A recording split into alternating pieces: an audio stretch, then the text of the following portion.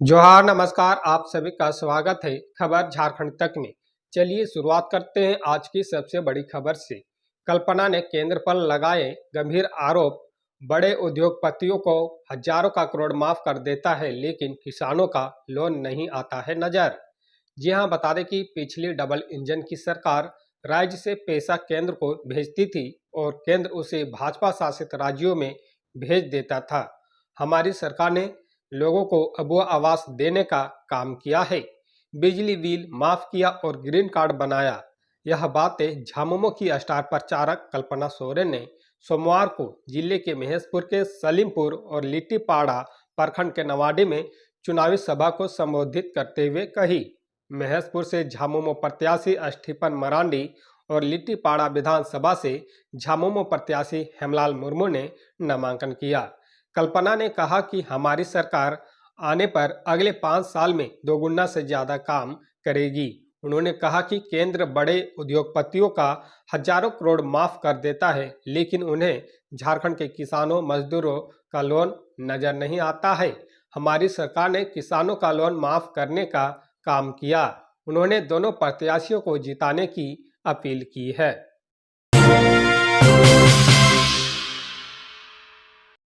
झारखंड सरकार को चुनाव आयोग का लेटर, देवघर के एसपी को हटाने का निर्देश। पहले भी हो चुका है एक्शन।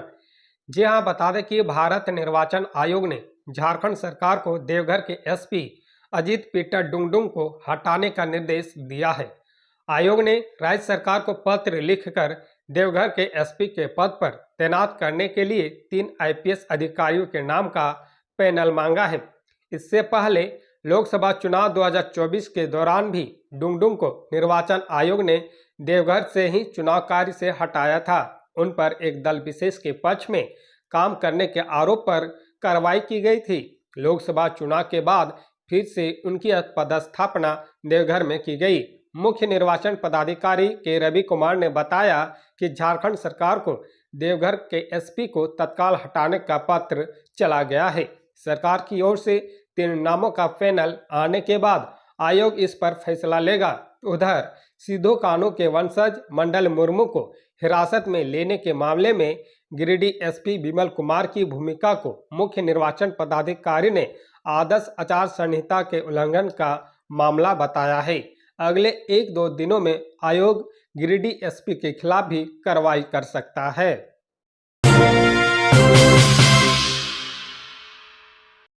घुसपैठ के खिलाफ लड़ी जाएगी निर्णायक लड़ाई, लागू होगा एनआरसी।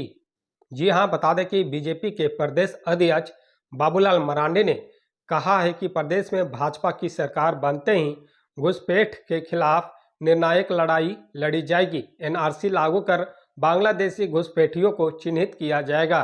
इसके बाद उन्हें चुन चुन कर राज्य की सीमा से बाहर किया जाएगा।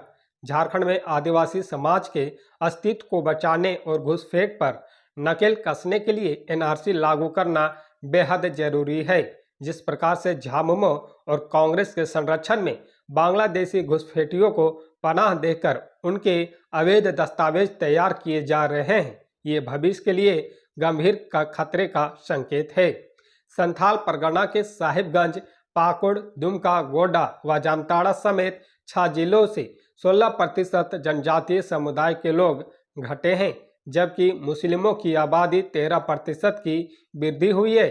संथाल परगना के 2 जिले साहिबगंज और पाकुड़ में तो मुस्लिमों की संख्या 35% बढ़ी है। 1951 के जनगणना के अनुसार झारखंड में जनजातीय समुदाय की आबादी 36% थी, जो 2011 की जनगणना में घटकर 26% हो गई है। वहीं मुसलमानों की आबादी 9% से बढ़कर 14.5% तक जा पहुंची है। इसी दरमियान हिंदू की आबादी भी लगभग 7% घटकर 88% से 81% पर पहुंच गई है।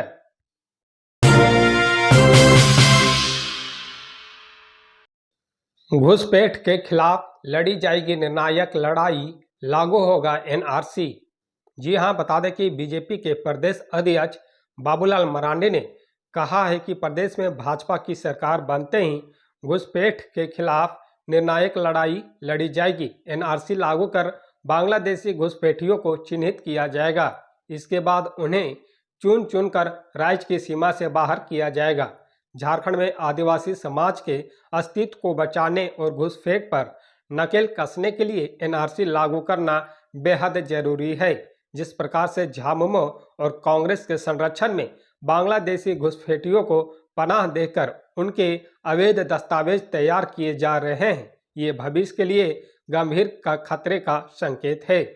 संथाल परगना के साहिबगंज, पाकुड़, दुमका, गोड्डा व जामताड़ा समेत 6 जिलों से 16% जनजातीय समुदाय के लोग घटे हैं, जबकि मुस्लिमों की आबादी 13% की वृद्धि हुई है।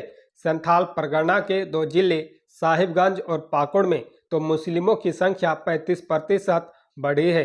1951 के जनगणना के अनुसार झारखंड में जनजातीय समुदाय की आबादी 36% थी, जो 2011 की जनगणना में घटकर 26% हो गई है। वहीं मुसलमानों की आबादी 9% से बढ़कर 14.5% तक जा पहुंची है। इसी दरमियान हिंदू की आबादी भी लगभग 7% घटकर 88% से 81% पर पहुंच गई है।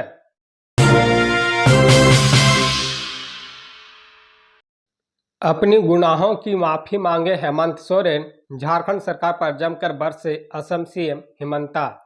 जी हां, बता दें कि झारखंड में विधानसभा चुनाव की तारीख अब नजदीक है। चुनावी मौसम में राजनीतिक दलों की सुगबुगाहट तेज हो गई है।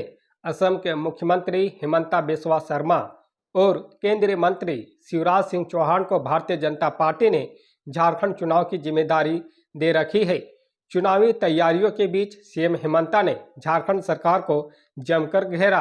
असम के मुख्यमंत्री हिमंता बिस्वा शर्मा ने कहा, प्रधानमंत्री 4 नवंबर को झारखंड आएंगे और 2 जनसभाओं को संबोधित करेंगे। गृह मंत्री 3 तारीख को झारखंड आएंगे और 3 जनसभाओं को संबोधित करेंगे। जनता हमें इस बार आशीर्वाद देगी। एनडीए बीजेपी की इस बार झारखंड में सरकार बनेगी। सीएम हिमंता ने कहा कि हेमंत सोरेन ये भी बोले कि हमारी सरकार एमएसपी देती है। हमारी सरकार छत्तीसगढ़, ओडिशा में एमएसपी के साथ बोनस भी देती है। हमारी सरकार किसानों के लिए सम्मान निधि देती है। हमारी सरकार के समय में किसानों को यूरिया खाद समय पर मिलने की परंपरा शुरू हुई। किसान सुखी और समृद्ध हुए हैं। झारखंड में सरकार धान नहीं खरीदती है, समय पर एमएसपी नहीं देती है। ज़्यादातर धान यहां बिचौलिए खरीद कर ले जाते हैं। सीएम हेमंता ने कहा कि वे अपनी विफलता केंद्र सरकार पर ट्रांसफर ना करें। आपने जो गुनाह किया है उसके लिए आपको किसानों से माफी मांगनी चाहिए।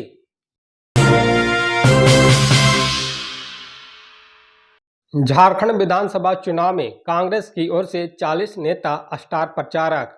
जी हां, बता दें कि झारखंड में विधानसभा के पहले चरण के चुनाव में कांग्रेस की ओर से पार्टी के राष्ट्रीय अध्यक्ष मल्लिकार्जुन खड़गे, वरिष्ठ नेता सोनिया गांधी, लोकसभा के नेता प्रतिपक्ष राहुल गांधी, वायनाड से लोकसभा उपचुनाव लड़ रही प्रियंका गांधी वाड्रा सहित 40 नेता स्टार प्रचारक होंगे। बता दें कि पार्टी के राष्ट्रीय महासचिव केसी वेणुगोपाल ने इस संबंध में भारत के निर्वाचन आयोग के सचिव को पत्र लिखकर औपचारिक तौर पर सूचना दी है। पार्टी के जिन अन्य राष्ट्रीय और दूसरे प्रदेश के नेताओं का स्टार प्रचारक बनाया गया है, उनमें महासचिव केसी वेणुगोपाल, पार्टी के झारखंड प्रभारी और कश्मीर के विधायक गुलाम अहमद मीर, छत्तीसगढ़ के पूर्व सीएम भूपेश बघेल, सलमान खुर्शीद, तारिक अनवर, अधीर रंजन चौधरी, तेलंगाना के डिप्टी सीएम मल्लू भट्टी विक्रमाकर, बीके हरिप्रसाद, गौरव गोगोई, अमेठी के सांसद किशोरी लाल शर्मा, राज्यसभा सांसद इमरान प्रतापगढ़ी, प्रवक्ता पवन खेड़ा, सुप्रिया श्रीनेत, जगदीश मेवानी, महिला कांग्रेस की अध्यक्ष अलका लांबा और उदय भानु छिब शामिल है। वहीं पार्टी के झारखंड इकाई से जुड़े नेताओं का भी स्टार प्रचारक का दर्जा दिया गया है। उनमें प्रदेश अध्यक्ष केशव महतो कमलेश, मंत्री रामेश्वर उरांव, पूर्व केंद्रीय मंत्री सुबोध कांत साह, प्रणव झा, प्रदेश अध्यक्ष राजेश ठाकुर, प्रदीप बलमोचू, सांसद सुखदेव भगत, कालीचरण मुंडा, पूर्व सांसद फुरकान अंसारी, चंद्रशेखर दुबे और पूर्व मंत्री बंधु तिर्की, योगेंद्र प्रसाद साव, विधायक प्रदीप यादव, मनीष शंकर, भीम कुमार आदि को स्टार प्रचारक बनाया गया है।